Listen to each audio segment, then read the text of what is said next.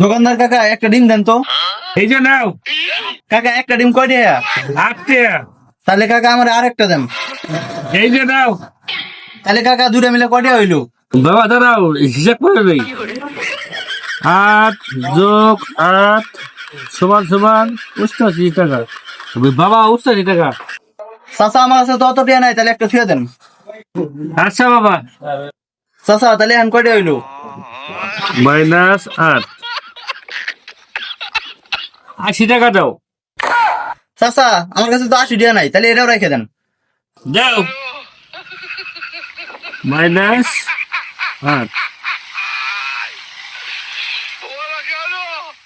বাহাত্তরটা 2 লেগেছে দাও। কি কোন চাচা, আপনার দোকান থেকে আমি কিছু নিলাম না, আমার 72 টেবিল কিভাবে রইলো? 25 বছর ব্যবসা করতেছি, কোন লগে ভুল ধরবার পারে না। দে বেটা, 72 টাকা দে।